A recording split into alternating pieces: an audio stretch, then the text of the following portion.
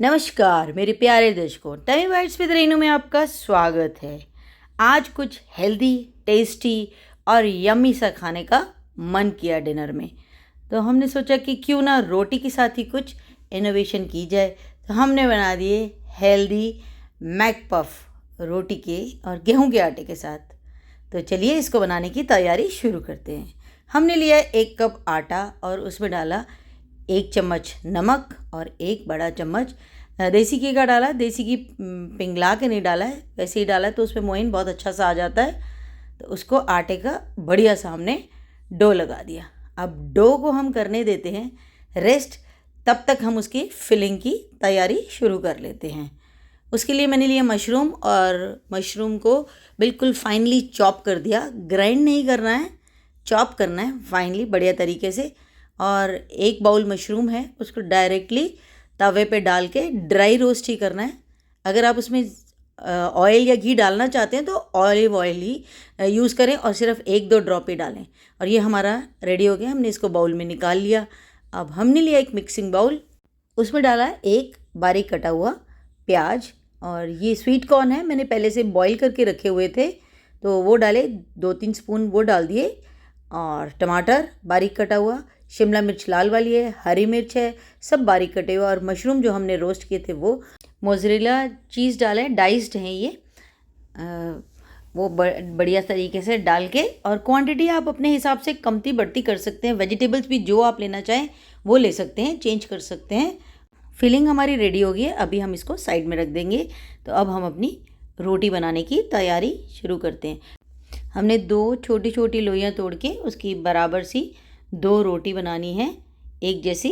अगर आपको लगे कि वो छोटी बड़ी हो रही हैं तो एक की पहले बना के और फिर दूसरे की बना के उसको एक दूसरे के ऊपर रख के नाप के देख लें, ताकि बराबर सी रोटी बन जाए। तो लगभग ये दोनों रोटी हमारी बराबर सी बन गई हैं। अब हम एक रोटी के ऊपर आटे का पलेथन डालेंगे, यानी कि थोड़ा सा सूखा आटा और घी डाल के, और दोनों को एक के ऊपर एक रख के बढ़िया तरीके से बेल लेंगे हल्के हाथों से। अब ये हमारे बेलने, जितनी बड़ी से बड़ी आप बेलना चाहते हैं, जिस साइज़ की बेल सकते हैं उतनी बेल लें। कि ध्यान रखें कि ये बिल्कुल पतली पतली बेली हो, मोटी ना हो बिल्कुल भी। अगर आपको लगे कि थोड़ी पतली है तो हाथ से भी आप, अगर आप बेल सकते हैं तो बेल लें। और इसको बिल्कुल लो फ्लेम पे आपने ये सेकना है दोनों तरफ से। और ऐसे हल्की हल्की सी कच्ची भी रहेंगी, कोई दिक्कत नहीं, बिल्कुल सेकना नहीं है बहुत बढ़िया। और ये एक साथ आराम से उतरनी शुरू हो जाएंगी। और चकले पे निकाल के ध्यान से, क्योंकि ये गर्म है, अलग कर लें दोनों रोटी को और एक के ऊपर एक रख के, और इसको कैसरोल में कपड़े से ढक के रख दें, नहीं तो ये सूख जाएंगे, फिर हम अपने मैक पफ नहीं बना पाएंगे। इसी तरीके से हमने जितने भी मैक पफ बनाने हैं उतनी रोटियां बना के अब इसको इस कैसरोल में रखते चले जाएं, तो ये हमारी सूखेंगी नहीं। हमारी रोटियां तो रेडी हो गई हैं। अब हमने एक छोटी कटोरी में 2 चम्मच आटा लिया और उसमें धीरे धीरे पानी डालना है, क्योंकि हमने उसकी स्लरी बनानी है। हमारी स्लरी की कंसिस्टेंसी बिल्कुल ऐसी होनी चाहिए। अब हम अपना बाउल लेते हैं, मिक्सिंग बाउल, जिसमें हमने वेजिटेबल्स कट करके रखी थी। उसमें हमने स्प्रिंकल किया chaat masala, oregano, chilli flakes, black pepper और सॉल्ट। ये मसाले आप अपने हिसाब से डाल लें, कमती बढ़ती। अगर आप स्पाइसी खाते हैं तो मसाले थोड़े ज़्यादा डाल सकते हैं। फिलिंग हमारी रेडी हो गई है और अब हम अपने एयर फ्रायर को प्री हीट करने के लिए रख देते हैं। 180 डिग्री पे 10 मिनट्स के लिए प्री हीट करने के लिए रख दिया। और अब हम अपने मैक पफ रेडी कर लेते हैं। जब तक हमारा एयर फ्रायर रेडी होता है तब तक हमारे ये मैक पफ भी रेडी हो जाएंगे। तो हमने अपनी एक चपाती को उसमें से निकाला कैसरोल में से, और उसके ऊपर फिलिंग को डाला बढ़िया तरीके से। इसको हमने सेंटर में डालना है और 2 साइड से थोड़ा कम छोड़ना है और बाकी की 2 साइड से थोड़ा सा ज़्यादा, क्योंकि जब हम इसको फोल्ड करेंगे तो आपको पता लगेगा कि हमने क्यों ऐसे करा था। सबसे पहले मैंने इसमें टमाटो केचप डाली है। आप अगर ग्रीन चिली सॉस डालना चाहते हैं तो आप वो भी डाल सकते हैं।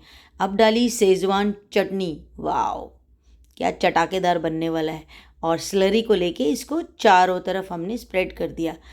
वाओ, इसको ऐसे बढ़िया तरीके से फोल्ड करना है ताकि हमारा मैक पफ थोड़ा सा लंबा सा बन जाए। Wow lovely. अब स्लरी को जब आप लगाएंगे चपाती से, तो अगर इसको रेस्ट करने के लिए रख देंगे तो अपने आप ही ये इसके साथ चिपक जाएगी। तो ऐसे ही ये जैसे हमने ये मैक पफ बना लिया हमने अपना व्हीट का, ऐसे ही सारे के सारे हमने अपने पफ्स रेडी कर लेने हैं। Wow beautiful lovely. ये हमारे सारे व्हीट पफ्स भी बन के सारे रेडी हो गए और हमारा जो एयर फ्रायर है वो भी अब रेडी हो गया है। उसके से हम इसमें से ट्रे निकाल के उसको हम ग्रीस करेंगे। ये ऑप्शनल है, अगर आप ग्रीस करना चाहते हैं तो कर सकते हैं, नहीं भी करेंगे तो चलेगा। और इसके ऊपर भी, पफ्स के ऊपर भी हमने हल्के से हाथों से ब्रश से ब्रशिंग कर ली है। अगर आपको नहीं लगाना ऑयल तो भी बहुत बढ़िया ही बनने वाले हैं। और इसकी सेटिंग आपने ऐसी करनी है कि इसके बीच में स्पेस हो, सारे बिल्कुल एकदम से भर ना दें और सब स्पेसिंग बिल्कुल प्रॉपर हो, सारे बढ़िया तरीके से लवली। वाओ, ऐसे करके अब इसको हमने बंद कर देना है और 10 मिनट का टाइमर सेट करके इसको बाहर निकालेंगे। वाओ कितनी बढ़िया खुशबू आ रही है। और इसकी करते हैं हम प्लेटिंग और इसको हम शेजवान चटनी के साथ खाएंगे।